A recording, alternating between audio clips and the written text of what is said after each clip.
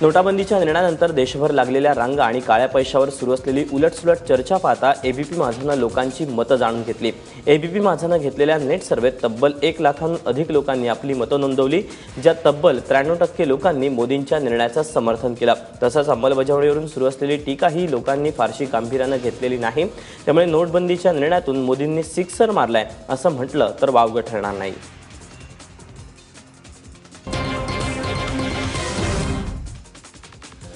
आज चौथा शनिवार आणि उद्याचा रविवार अशा 2 दिवस बँकांना सुट्या असल्यानं एटीएमवरच लोकांना अवलंबून राहावं लागणार आहे। एटीएम बाहेरच्या रांगाही आता काही प्रमाणात कमी झाल्यात, त्यामुळे पैसे काढणाऱ्यांना काहीसा दिलासा मिळतोय। मात्र ज्यांना बँकेत जुन्या नोटा खात्यात जमा करायच्या आहेत त्यांना सोमवारपर्यंत वाट पाहावी लागेल।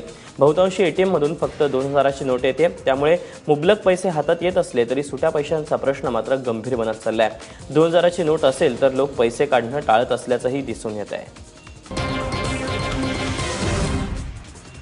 नोटबंदीच्या निर्णयानंतर बँक खात्यात बेहिशेबी संपत्ती जमा करणाऱ्यांना सरकारकडून मोठा दणका मिळणार आहे। कारण 8 नोव्हेंबरनंतर बँकेत जमा केलेल्या बेहिशेबी संपत्तीवर तब्बल 50% टॅक्स लावला जाणार आहे। यांनी स्वतःहून बेहिशेबी रक्कम सांगितली तर हा 50% दंड असेल आणि माहिती लपवली तर 60% टॅक्स आणि दंडही भरावा लागेल। एवढंच नाही तर ही रक्कम तुम्हाला 4 वर्षापर्यंत वापरता येणार नाही।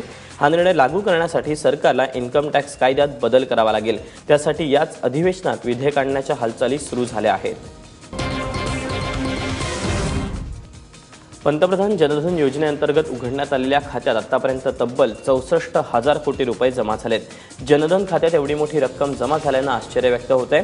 यात उत्तर प्रदेश आघाडीवर आहे, ते पश्चिम बंगाल दुसऱ्या स्थानावर तर राजस्थाननं 3रा क्रमांक पटकावलाय।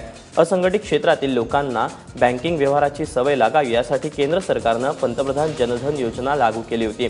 या योजनेअंतर्गत शून्य बॅलन्सनं खातं उघडण्यात आलं। विशेष म्हणजे सरकारनं जनधन खात्यात जमा होणाऱ्या रकमेवरही लक्ष ठेवलंय। भारताच्या हक्काचं थेंबरही पाणी पाकिस्तानला जाणार नाही, सिंधू नदीचं पाणी शेतकऱ्यांना मिळवून देणार अशी घोषणा पंतप्रधान नरेंद्र मोदी यांनी केली। पंतप्रधान मोदी पंजाबमधील भटिंडामधल्या एम्स रुग्णालयाच्या उद्घाटनाच्या कार्यक्रमात बोलत होते। सिंधू नदीचं पाणी गेली कित्येक वर्ष पाकिस्तानात वाहून जात आहे। दिल्लीतील सरकार बदलत राहिली, शेतकरी रडत राहिला, मात्र परिस्थिती काही बदलली नाही। मात्र आता पाण्याचा प्रत्येक थेंब शेतकऱ्यांसाठी वापरण्यात येईल आणि त्यासाठी आम्ही प्रयत्न करू असं आश्वासन मोदींनी दिलं।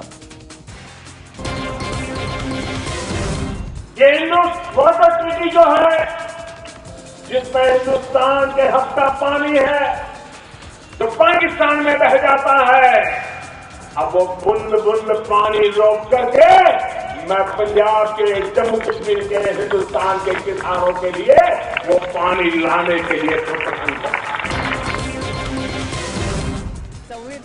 नोटाबंदीच्या मुद्द्यावरून काल पुन्हा संसदेच्या दोन्ही सभागृहात गदारोळ झाला। त्यामुळे लोकसभा आणि राज्यसभेचं कामकाज सोमवारपर्यंत तहकूब करण्यात आलं।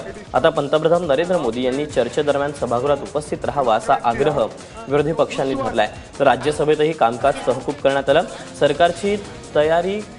सरकार तयार कमी नाही तर काळ्या पैशांची विल्हेवाट लावण्यासाठी वेळ मिळाला नाही, ही खरी अडचण आहे अशी टीका मोदींनी संविधान दिनाच्या कार्यक्रमात केली। त्याबद्दल माफी मागावी अशी मागणीही विरोधकांनी केली। मैं समझता हूं कि मुद्दा ये नहीं है कि सरकार ने पूरी तैयारी नहीं की। ऐसे लोगों की पीड़ा इस बात की है कि सरकार ने किसी को तैयारी करने का समय नहीं दिया। देखिए, ये मोदी जी पहले हंस रहे थे, आपने देखा हंसी आ रही थी, फिर कितनी बार 3-4 बार रोना आया है ना। हाउस में आइए, हाउस लेके हाउस में आइए और फिर देखिए क्या होता है।